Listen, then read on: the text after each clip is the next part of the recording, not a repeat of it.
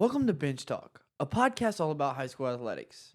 I'm Jack Rutherford, aka J Russ, and we are here to spotlight players, coaches, and stories that truly make local sports unforgettable.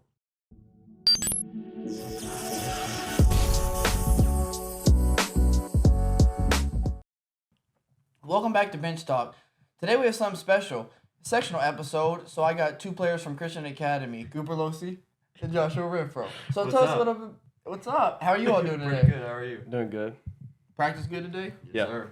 Bet. Defense. Man, You got guard to win. just trying to play already. All right, so tell us a little bit about yourself. I'm Joshua. I go to Christian Academy. I love basketball, obviously, but things I like to do outside of basketball is golf. I love listening to country music. I love my friends and my family, and that's basically it. I'm Cooper. I love basketball as well. Been at CAI for about 3 years now. I love golfing too. Honestly, just anything active outdoors, I love doing. I love playing the game, and I I do love listening to music for real. Any genre, any type, like it doesn't matter. Like I just love listening to music. And congrats on the scoring title there at Christian Academy. Pretty big. What's so special about Christian Academy?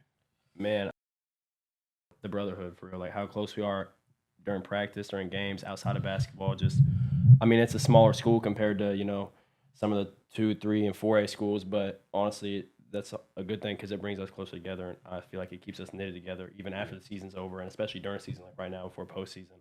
I feel like we're so close together as a brotherhood from coaches to players. It's just a family for real. And at other schools, like families don't sit together at games and they fight over what kid scores the most points, but our school, we just like love each other. Parents all sit together, cheer for everybody. It's a family. Yeah, I think the community aspect of it Yeah. has to be there. Yeah. It really truly takes a village. Nobody can do it by themselves. With the postseason here, chemistry is a big part. Like we just talked about, having a village. It takes everybody to truly win. So, how much does chemistry mean to you within the postseason? I mean, so much. Like, I think if you look at our sectional and who we play, like, especially us, I think the closer the team is, the better they are, no matter the talent. Because talent will win you games, but I think, like, in the long run, the more you trust each other and your coaches and you stick to your game plan and being able to adjust if you have to and trusting one another with even, like, a last-second shot or a play that matters the most. Like, I know I trust him and all my teammates and my coaches. So I think that really goes a long way and really shows the character and true nature of your team, especially in the postseason. I think it just comes down to humility, humbling yourself, putting other people above yourself.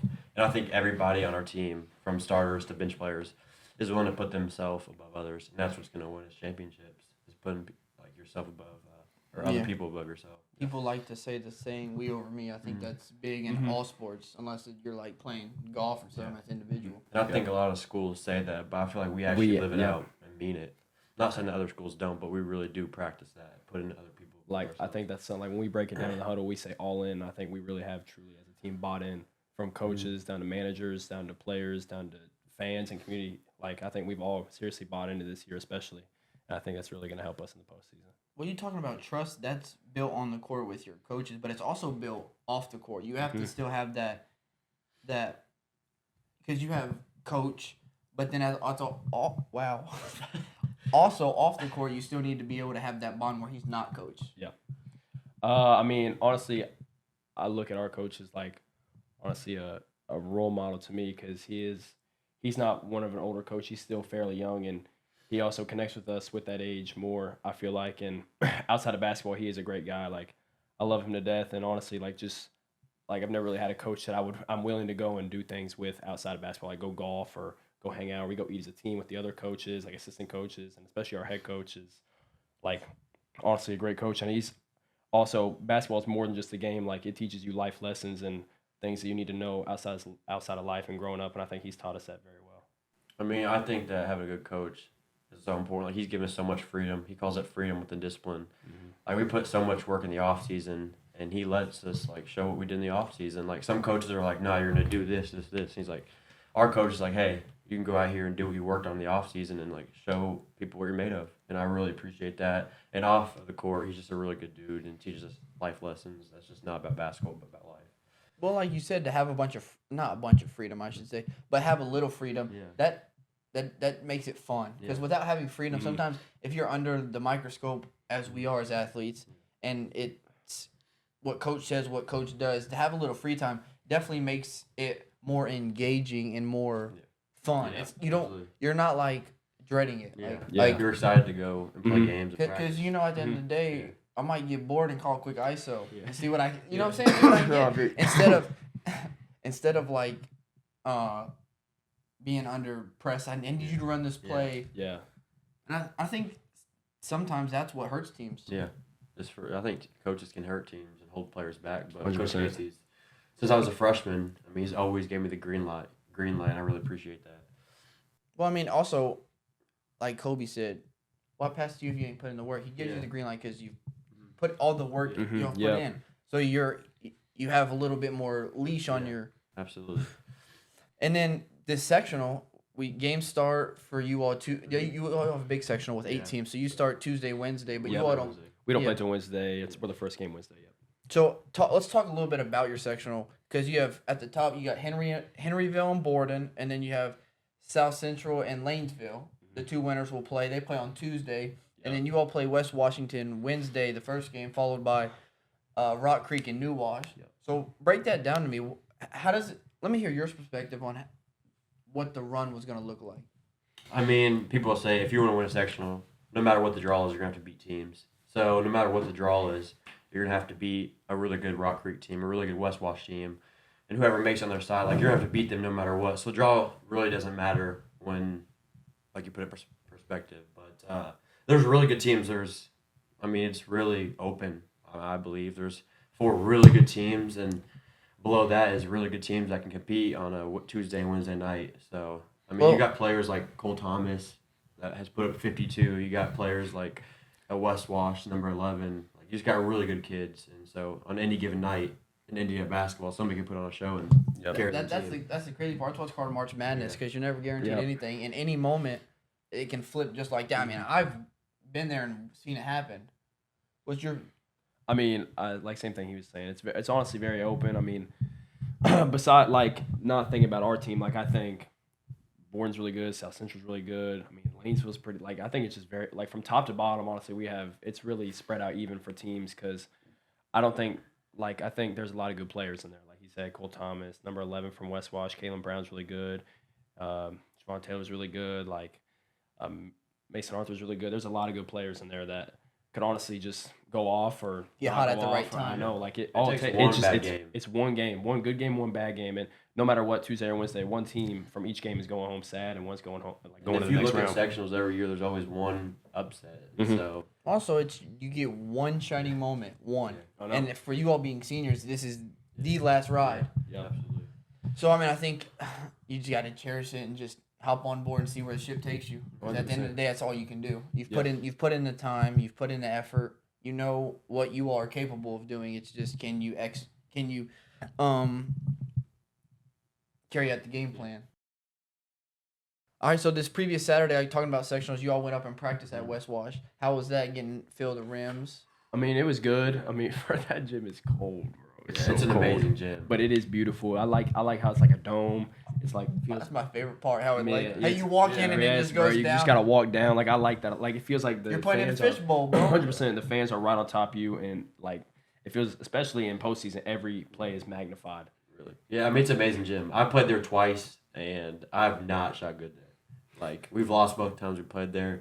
And so, as a shooter's mindset, it's I'm gonna do one. You put so much work in, and you go to that gym, it's I'm gonna do a good game in there. So I'm excited. Why you think you shot bad hard rims or something? No, I don't know. I just have not shot good in there. The rims are amazing. Honestly, It's that amazing, gym, that so. court is amazing. It's bouncy. I'm excited. The reason it's so cold is because you're in a concrete bunker, bro. That's why sounds be kicking and I swear. No, bro. I walk in, bro. Immediate goosebumps and chills all over the arm. But when there's 3,000, 4,000 people in there Wednesday, it's gonna be pretty warm. So. Yeah.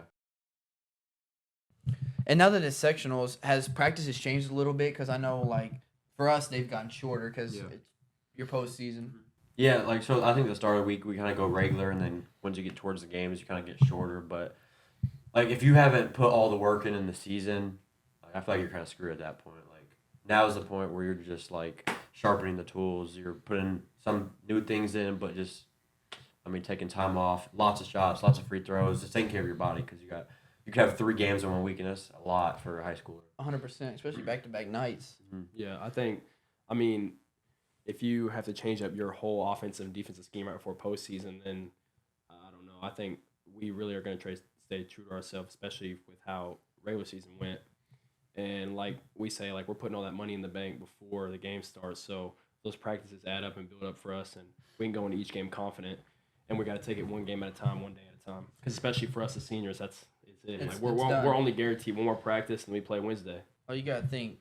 Tomorrow could be your last practice in the gym. I know. If you like really Yeah. put it in perspective, like the crazy things that can happen. Yeah. So I mean, like we talk about all the time just to cherish it. Yeah. And how has your mindset's changed? I know probably you're filled with emotions. I mean, you're excited. It's the last time you can put on a show for everybody here. Mhm. So has mindset's changed? I mean, kind of, because it's postseason, so it's literally do or die now. But also, I think, like, we were speaking of our section, how good it is, but I feel like we are deep as seniors. Like, we play 5 or 6 seniors, and I feel like, honestly, we should take that personal. Like, I mean, it's our last year. It's literally, like, we're playing for our basketball lives, especially in high school. So, I mean, I think my mindset's changed to, like, I'm going to go out there and do that, and I'm going to know my guys are going to be right there with me no matter what. So, For me, I was kind of nervous throughout the beginning of the week because it's like, I don't know, you're seniors. Like, if you lose, you're done. So I was talking to a couple people, and they kept saying to stay true. I mean, don't change anything up. I mean, what you've done has been working, so just stay true to all the work you put in and just stay calm, collective, and it'll pay off. Yeah, So I'm don't make it bigger than what it is. Yeah, I mean, I think that's the main thing right there, just staying true, because like we've talked about, being an athlete is challenging. I mean, the time you've put in, plus you school and everything, like there's many variables that come into perspective with being an athlete that many people don't see, like the late night studying for a test because you got out of practice late. So, I mean, I really do think staying true to yourself is what you have to do, because, I mean, you do it in your everyday life. Absolutely. All right, so we just covered sectionals. So if you all happen to get out of sectionals and you make it to regionals, which I think you will have a high chance, what does that look like? Teams, you talking about teams, location, where it's played at? It's played at Lagodi, and I think we drew Orleans. Orleans and Bar Reeve and Lagodi, so that regional. So really, we won last year. It just, I mean, you know it. I mean, winning a sectional in Indiana is so big, and so when you win it, it's like you get so much food throughout the week. People are giving you stuff like new shirts and T-shirts and hotels and big buses. So winning it, like that, people don't see that, but that's so much fun. So just really enjoying it and taking it all in, but also realizing you got a game that could end your career. So just really this year, I mean, taking all that in by the same time, be like, if we, God willing, we win, just taking it serious and be like, I mean, this could be our last, and just put everything in the bank throughout the week, enjoying it, and then getting ready for that Saturday game at Lagodi. And I think, like, past sectional, I think sectional is honestly the hardest thing to win, especially in Indiana, because you're playing teams that you've played in regular season, that know you personally, that know everything about you, your tendencies. So getting out of there, say we do win, I think we have a really good shot to do what I think we can do, and especially how close we are as a team. Like he talked about, like that all that fun stuff and all that, but at the same time, like we need to be lasered in on the game and taking one game at a time. Because we won sectionals if we do win, and we have all that fun stuff, but we have another game that Saturday, and if we win that, we can go again. If we win that, we can go again and eventually make it to state. So Well, like you also said that, though, that people, when you start winning, people start to invest, buy you buses, your hotels, foods on them. Now, I've seen that over the years. I mean, Wilkes' first year, we were above 500, and then the state run we had last year, and like you all, buses got paid for, food. You were like a god in school. no, like, for real. Like, and you truly have to cherish that, because it's crazy also what winning does. For real. But then you also look back and it's like some of your most funnest memories. Those 100%. memories Yeah. that people are paying for your food and you're with the boys just making jokes. And having fun. Remember that for forever. 34-year-olds drinking beer, Yeah. talking about it on a random Sunday. I mean, am I wrong, though? Man. That's what I my coaches... remember that stuff for forever. That's what my coaches talk about all the time. Them, just wait. One day you'll be 34 sitting at a bar drinking beer talking about old hoops. I was like, I mean, I probably will. All right, we talking about regionals at Lagodi. I think that's a pretty cool gym. And then what is after regionals look like for the 1A? We play semi-state at Seymour, which, I mean, God willing, we do make it there. I think would be good for us because we played Seymour in the regular season. We got a few feel for that gym and how it is there, and you guys play sectional there, and that's honestly one of the most that's an experience you will never forget in your life. Like just playing there in the regular season, it wasn't even that packed. It's still just amazing. That band was insane. Yeah, dude, they be playing all the time, bro. Like every time we go up there, they're playing. Like I'm like, bro, it'd be loud too. And the crazy, bro. I think really why that gym is so cool is because the history about it. I mean, it's the 100%. eighth largest gym in the country. Yep, I think it's It is. I mean, and then also just how bright it is in there. Oh yeah, Great lighting, floors real white. It brings out the purple, which feels like that old school gym, like the wood bleachers. yeah. like, I mean, the look at them. They smells, are like- wool bleachers. So I mean, the goals are nice, the floor is nice. Like, it's Everything's just nice honestly, about it's just a Locker great room's big. it really is a special gym. I Yeah, mean, like just 100%. talking about it gets me fired up Man. because I mean we're there tomorrow, so I really think that. And then state, where's that held at? Oh, it's. I'm trolling y'all. That's Gamebridge Fieldhouse. Yeah, y'all morning game. Thanks. Be the first game. And as we wrap up this episode here on Bench Talk, I got a couple questions for these basketball gurus they claim they are. Which NBA team used to play in Salt Palace until 1992? Utah Jazz. Did you see that? No. That's right. That's right. Threw me off. Bro, yo. Bro. Hey, I did not see it. I know. So, Cooper, here's your question. When was women's basketball added to the Olympic Games? Bro.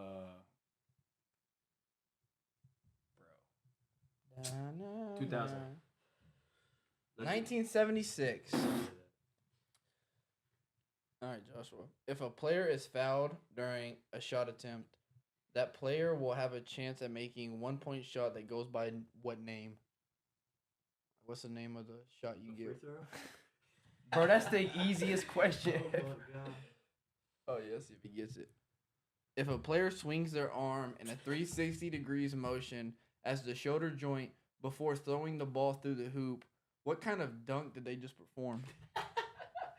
Bro, what? 360 motion with the arm. Am I tweaking? A 360. He's with not the arm. a windmill. Yeah. Yes, good that's job. that's what it is. All right. So we go. What'd you go? 1 for 1 and 1 I for. went- Oh, you went 2 for 2. Two for two. Hey. That's crazy. You don't get no depth. All right, well, that sums everything up from episode 11 here on Bench Talk. I want to give a big thank you to Joshua and Cooper for coming on and talking about the sectional draw and what their run looks like. So, peace.